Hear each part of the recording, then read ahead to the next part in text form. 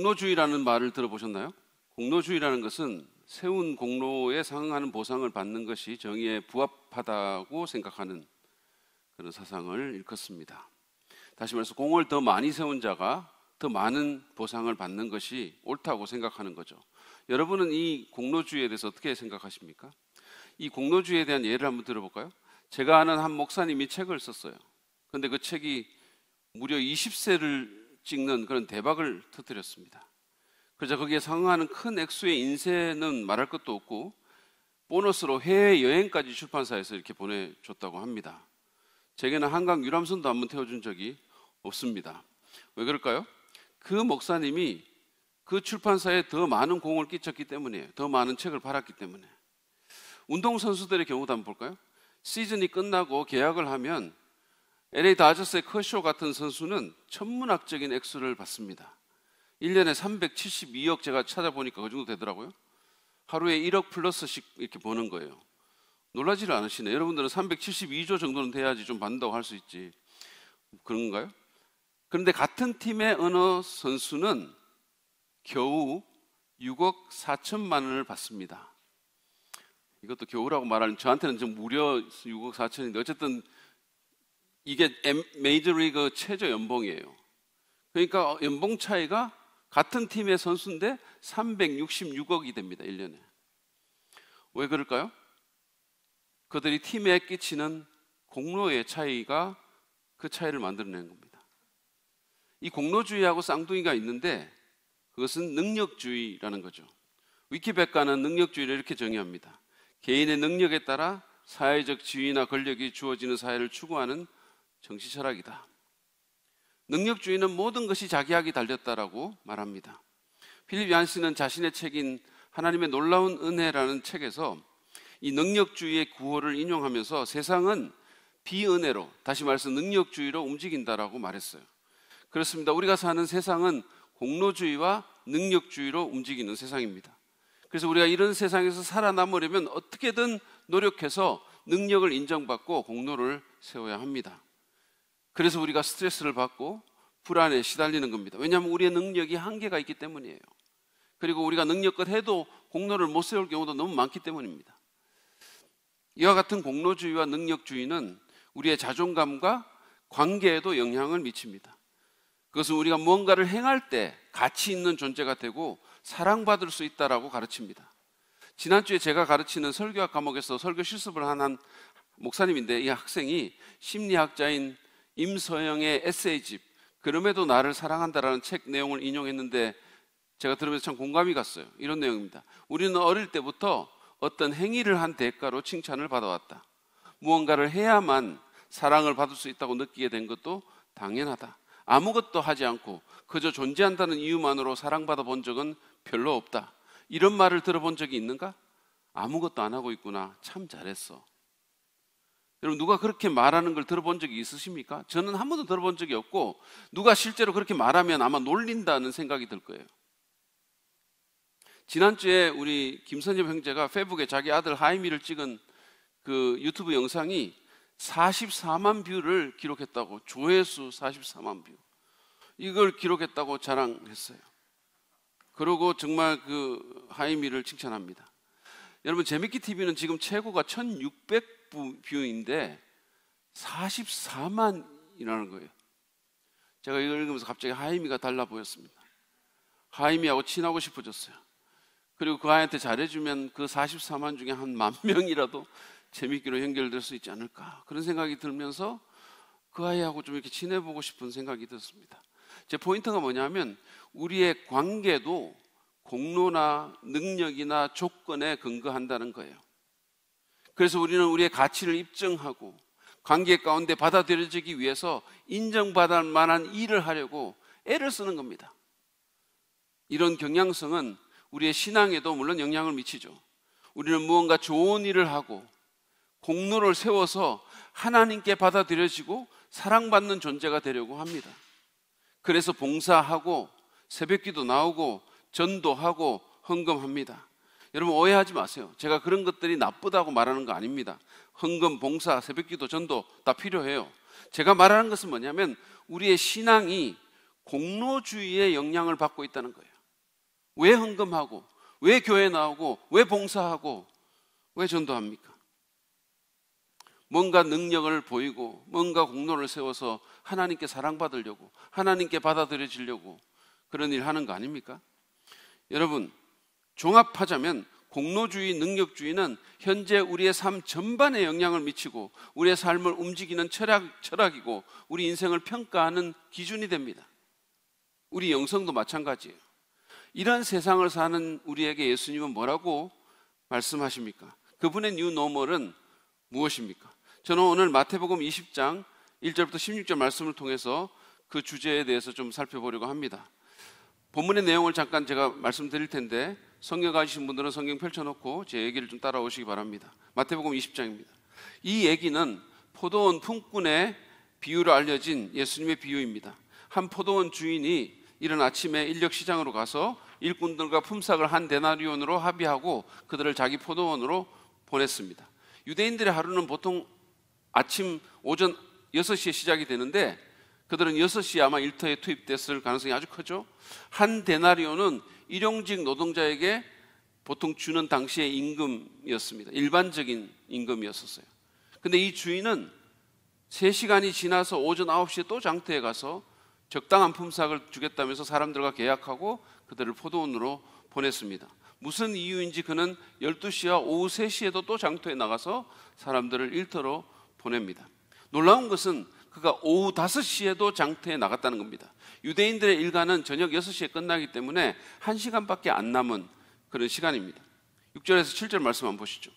오후 5시쯤에 주인이 또 나가보니 아직도 빈둥거리고 있는 사람들이 있어서 그들에게 왜 당신들은 온종일 이렇게 하는 일 없이 빈둥거리고 있어 하고 물었다.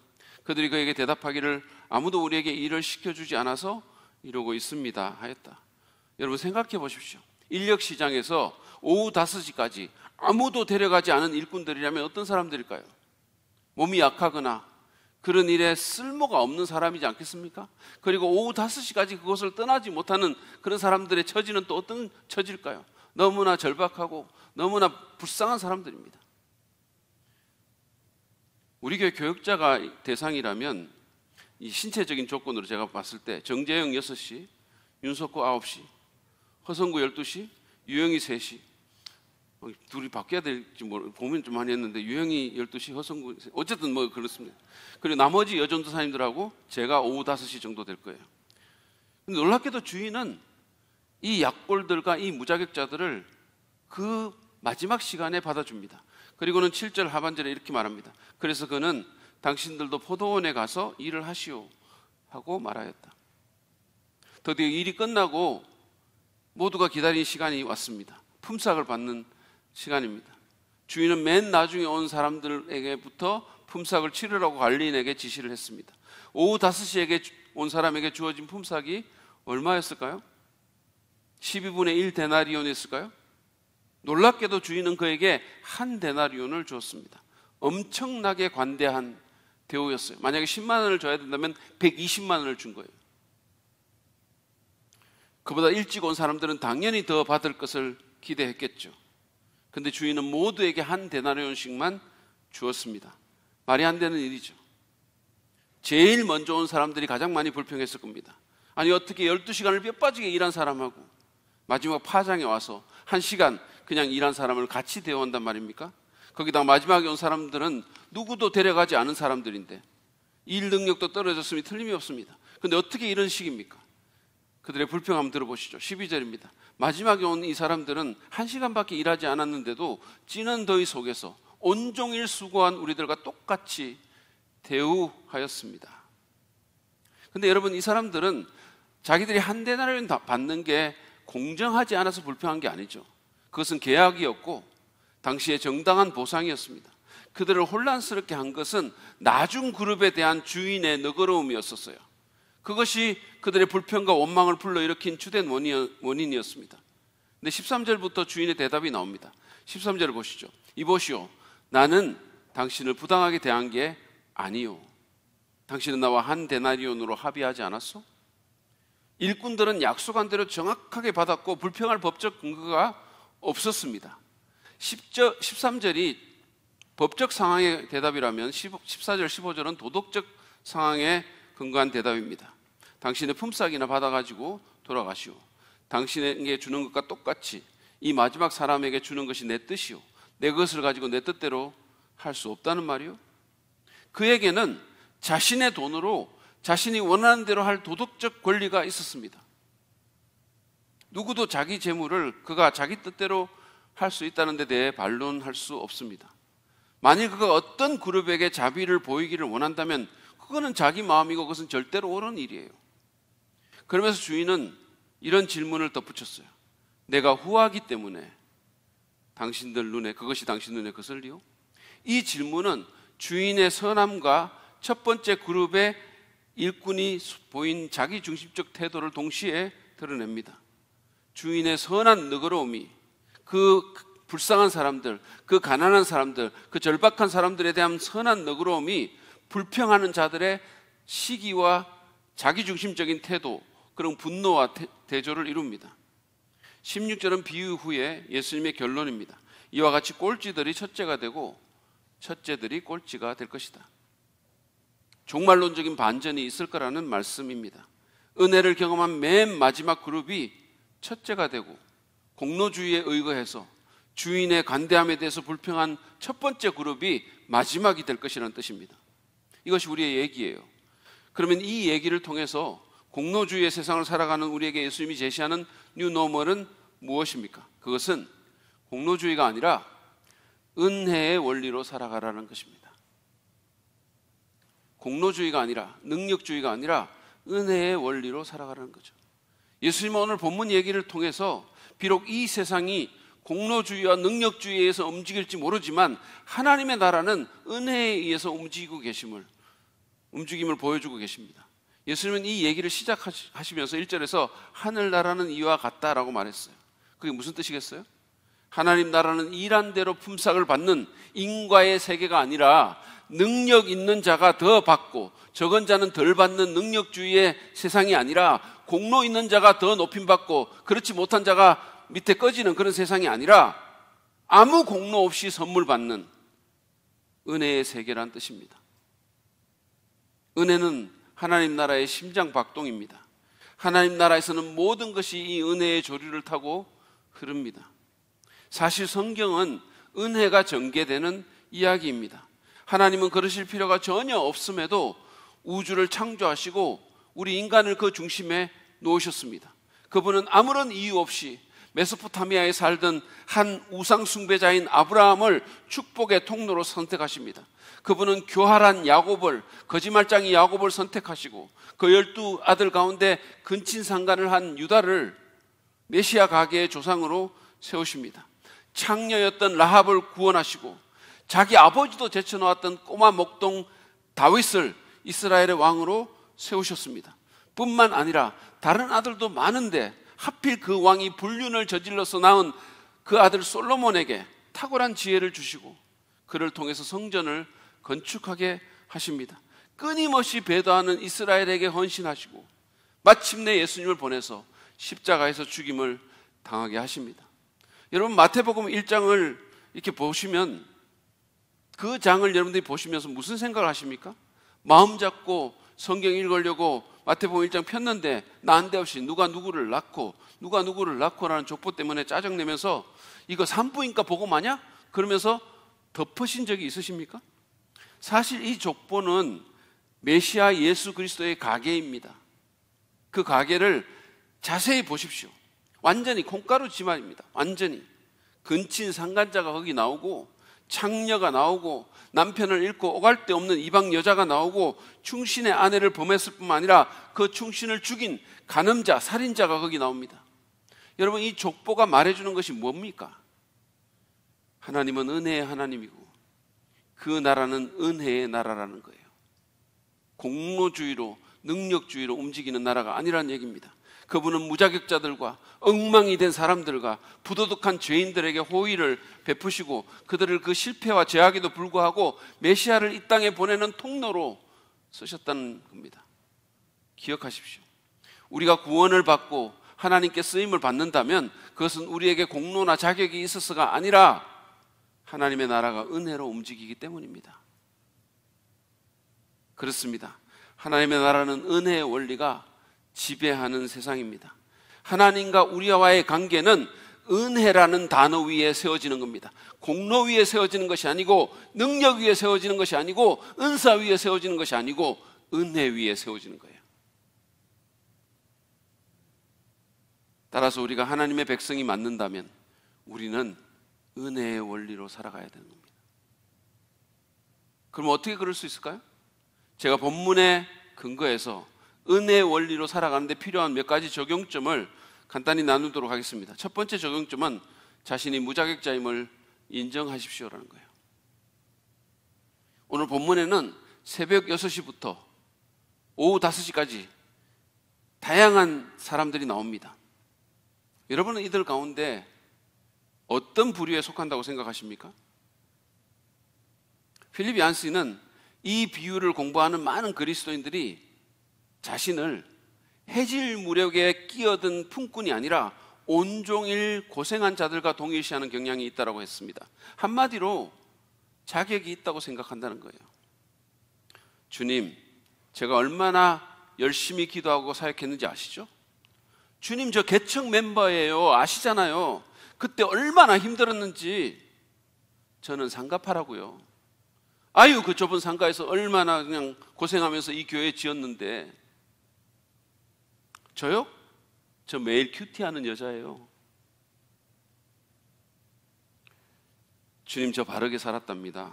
술, 담배 안 하고 남에게 폐 안 끼치고 저 십계명 지키려고 최선을 다했어요.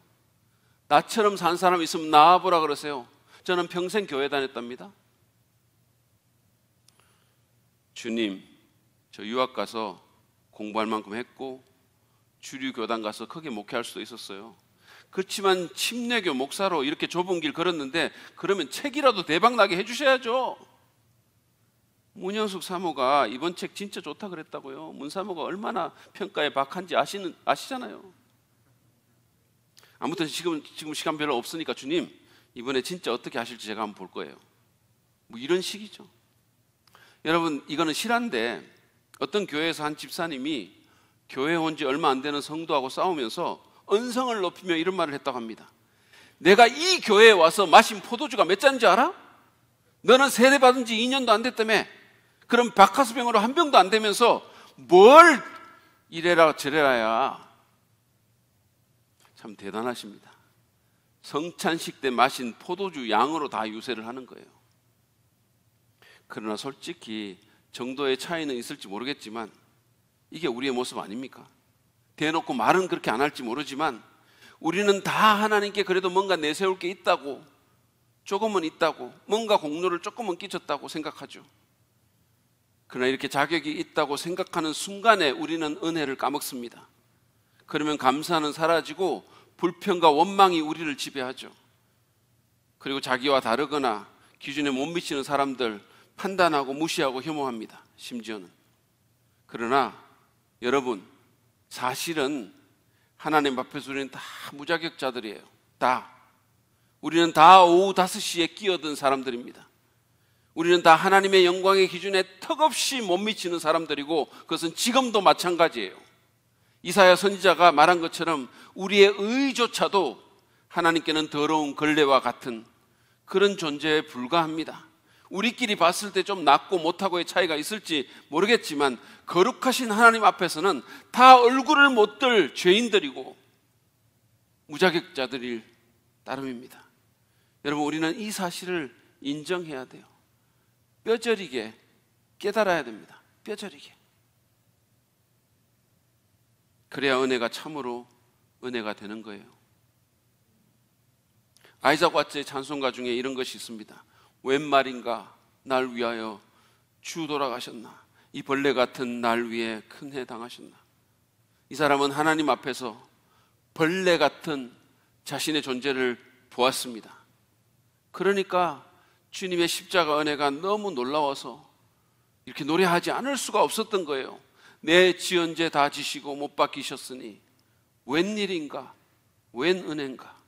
그 사랑 크셔라. 나 십자가 대할 때 그 일이 고마워.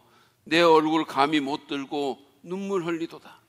늘 울어도 눈물로서 못 갚을 줄 알아 몸밖에 드릴 것 없어. 이 몸 바칩니다. 그렇습니다.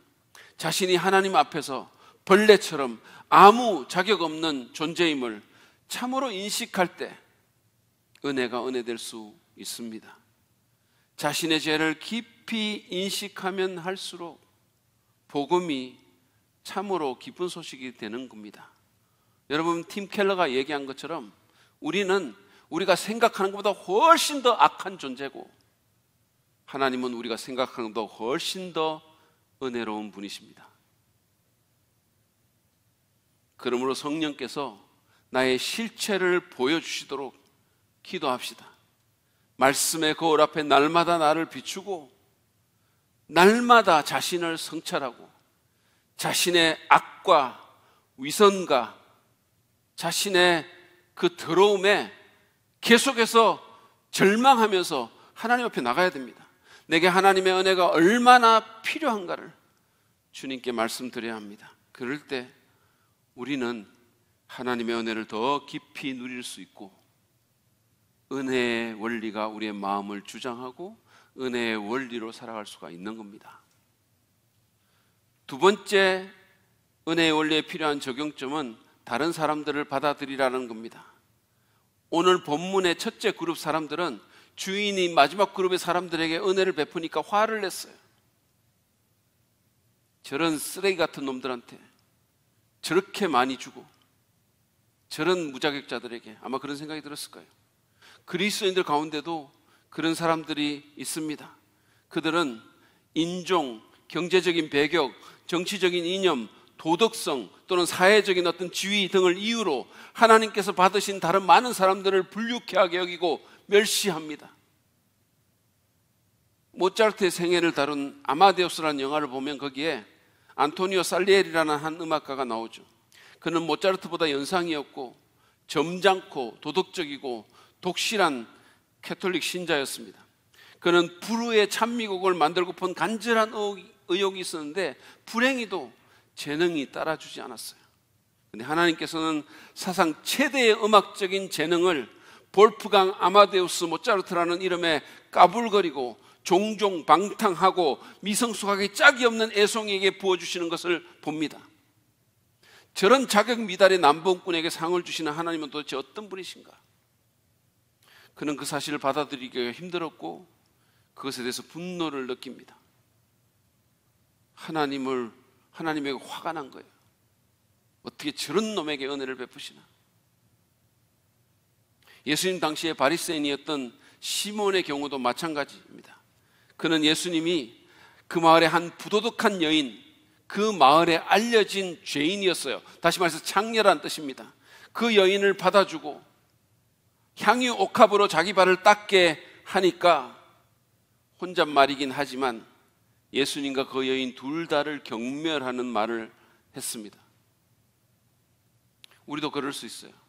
내 기준에 못 미치는 누군가가, 내가 싫어하는 누군가가, 또는 나와 다른 누군가가 하나님의 은혜를 받으면 우리는 불쾌해합니다. 하나님이 그들을 천부의 가족이 되게 하시는데 내가 속한 공동체는 그들을 진정으로 가족으로 안 받아들이는 거예요. 마음으로 안 받아들이거나 판단하거나 노골적으로 배척하는 겁니다. 왕따시키는 겁니다. 제 동료 교수가 미국에 있을 때 역사가 오랜 한 미국 교회 예배에 참석하러 갔는데 거기 서 있던 안내 집사가, 백인 집사가 입구에서 당신 왜 한인교회 안 가고 여기 왜 왔냐고 이렇게 말을 하다는 겁니다. 그러면서 막았다는 거예요. 받아들이지 않겠다는 겁니다. 당신은 인종, 피부 색깔 다르니까 여기 안 받겠습니다라는 거예요. 하나님은 받으셨는데, 하나님은 은혜를 베푸셨는데. 제가 청년 때 다녔던 교회에서도 비슷한 일이 있었습니다. 클럽에서 연주하는 일단의 사람들에게 하나님의 은혜가 임했어요.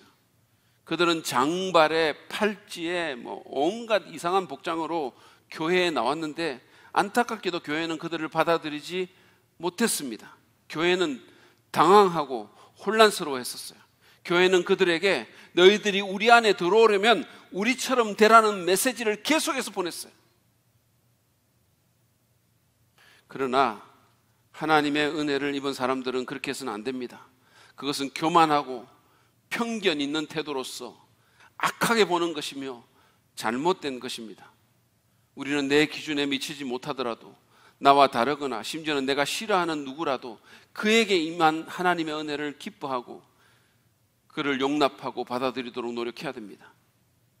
나와 같아지면 네가 우리처럼 되면 받겠다가 아니라 하나님께서 만드신 그 모습 그대로 받아야 합니다. 하나님은 우리를 그렇게 받으셨어요. 네가 나처럼 되면 받겠다가 아니라 네 모습 그대로 받을게. 너 지금 너무 형편없고 내가 볼 때 너무 더럽고 너무 내 스타일 아니지만 네 모습 그대로 내가 받을게.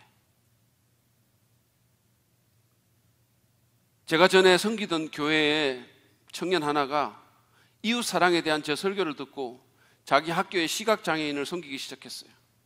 그런 과정 가운데 하나님의 은혜가 그 시각장애 자매에게 임해서 그 아이가 구원을 받았어요. 그리고 그 자매가 교회 청년부 공동체에 나오기 시작했습니다. 저는 기존 청년들이 그 자매를 잘 받아들일 수 있을지 좀 염려가 됐어요, 솔직히. 왜냐하면 너무 다르니까. 이때까지는 그런 경우가 한 번도 없었으니까. 근데 제 염려와는 달리 그들은 앞이 안 보이는 그 자매를 웰컴했어요. 너무 잘 받아들였어요. 조를 짜서 전천역까지 데리러 나가고 큰 안내견까지 청년부 예배실에 기쁨으로 받아들였습니다. 다른 사람들, 내 기준에 못 미치는 사람들, 여러분 어떻게 대하십니까? 그들에게 하나님의 은혜가 임할 때, 내가 정말 미워하는 인간에게 하나님의 은혜가 임할 때 여러분 어떻게 반응하십니까? 인생이 망가진 사람들, 쓰레기들, 그들이 하나님의 은혜를 받고 교회에 나오려고 할 때 여러분은 어떻게 반응하십니까? 튠리안 차비지는 이런 말을 했습니다. 하나님은 모든 교회가 사람들이 뭔가 잘못을 하거나 그 삶이 망가졌을 때 가려고 생각하는 마지막 장소가 아니라 첫 번째 장소가 되기를 원하신다. 아멘입니다. 우리는 잘못한 사람들, 망가진 사람들, 삶이 엉망진창이 된 사람들, 나와는 다른 사람들, 이상한 사람들, 그들을 받아들여야 돼요. 그것이 은혜의 원리로 사는 그리스도인과 교회의 마땅한 모습입니다. 세 번째 적용점은 이겁니다. 하나님과의 관계에서 은혜를 최고의 가치로 삼으십시오. 하나님과의 관계에서 은혜를 최고의 가치로 삼으십시오. 오늘 본문에서 계시된 하나님은 기본적으로 다른 무엇보다도 은혜와 자비를 베푸시는 그런 분입니다.